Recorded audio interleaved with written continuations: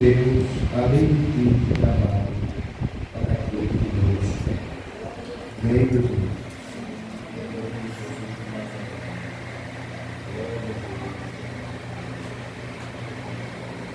O profeta Isaías, como todos sabem, se não todos, mas a maioria, é um profeta chamado profeta messiânico. A princípio, ele foi quem mais profetizou acerca do advento de Cristo, ou seja, da aparição de Jesus Cristo, sobre o seu sofrimento, sobre como ele iria remir o seu povo, e a expressão maior do nosso Deus em Jesus Cristo. Não houve um profeta como ele que, em meio ao seu escrito, soubesse se expressar tão bem. E neste versículo que acabamos de ler, nós vemos aqui algo que esse servo de Deus, debaixo da unção, da inspiração do Espírito de Deus, ele retrata uma grande verdade acerca do nosso Deus Todo-Poderoso. O reconhecimento de alguém que tinha uma perfeita comunhão com o seu Deus. E ele relata, olha, desde a antiguidade, ou seja, desde o princípio de todas as coisas, não se viu, não se ouviu, não se percebeu um Deus além de ti que trabalha para aqueles que o esperam. Aleluia! E bem verdade é, meus amados irmãos, que o nosso Deus tem esse prazer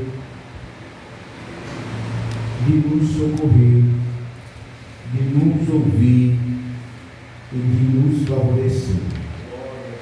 Ciente disso, este homem de Deus, quando desde o chamado para profeta, que diga-se de passagem, foi preciso, como qualquer um, para um chamado específico, precisa passar pelo processo.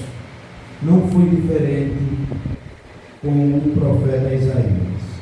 Porque o profeta Isaías era daquelas pessoas que contemplava muito a falha dos outros.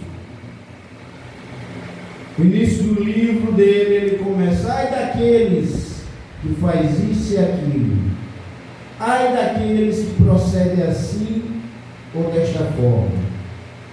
Mas quando ele teve uma experiência que Deus concedeu, ele percebeu as limitações e a pequenez dele, e o quanto ele era falho, que chegou ao ponto de dizer: ai de mim, que estou a perecer, porque os meus olhos contemplaram o Senhor dos Exércitos.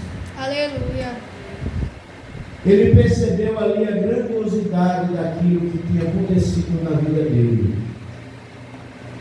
E no seu chamado profético, ele até reconhece que era homem de impuros lábios. Ou seja, tinha uma familiaridade com o rei, que a própria Bíblia relata quando morreu o rei dos reis. Ele se viu desamparado. Mas Deus tinha um projeto na vida daquele homem.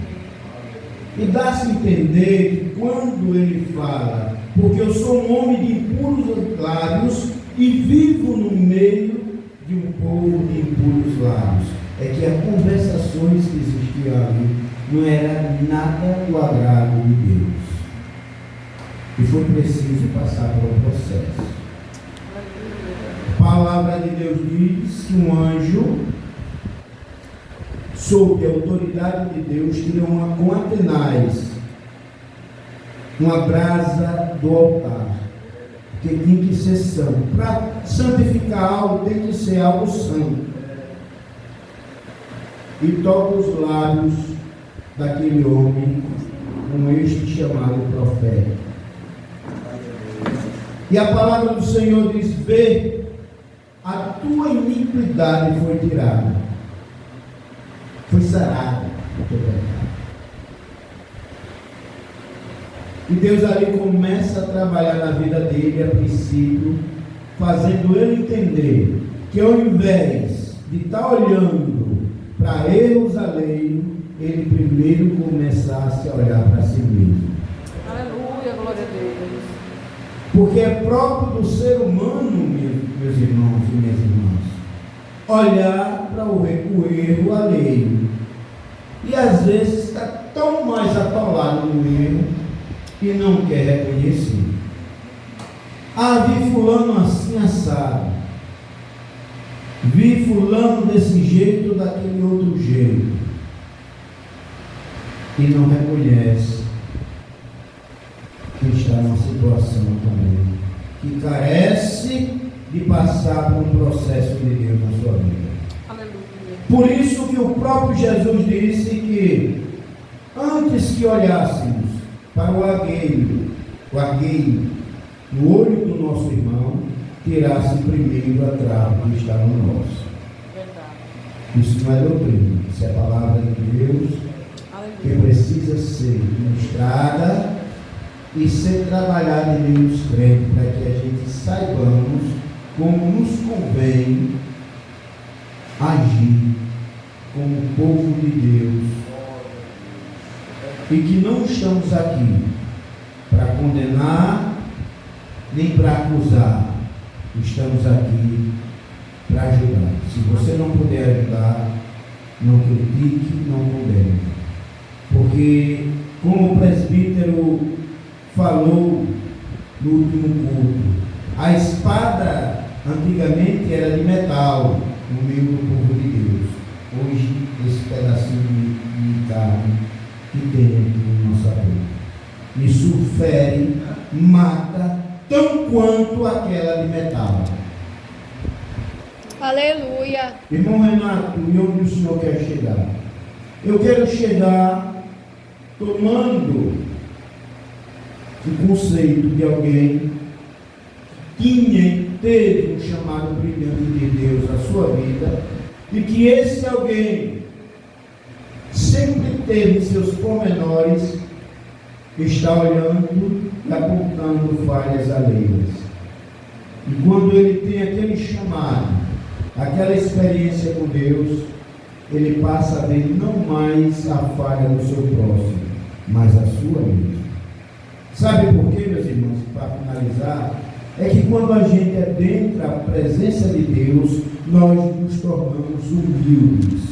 E só a humildade na minha e na tua vida para nos fazer reconhecer o quanto nós somos pecadores diante de Deus. Aleluia. E Glória. o quanto nós somos falhos. E o quanto devemos reconhecer isso em nossa vida. Que como membros de um só corpo, não devemos apontar nem acusar. Nós devemos ajudar. Ah, irmão, então vou ver o erro e ficar calado. Se aproxime, converse, aconselhe se você puder. Apontar jamais.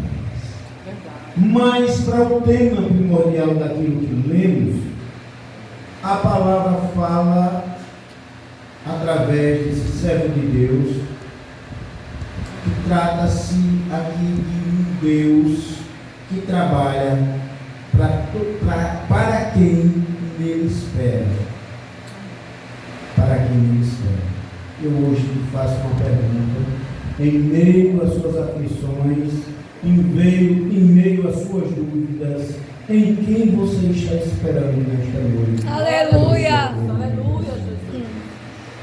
E para finalizar, eu quero te dizer o seguinte: se é no Deus verdadeiro, não se preocupe, porque se você espera nesse Deus, não importa o tipo, o tamanho, nem a situação do seu problema, importa que Ele é poderoso para fazer tudo e qualquer coisa na sua vida. Glória a Deus. Amém? Que Aleluia. assim o Senhor nosso Deus venha falar mais alto em nossos corações. Amém, Jesus. Em nome de Jesus. Amém. Glória a Deus.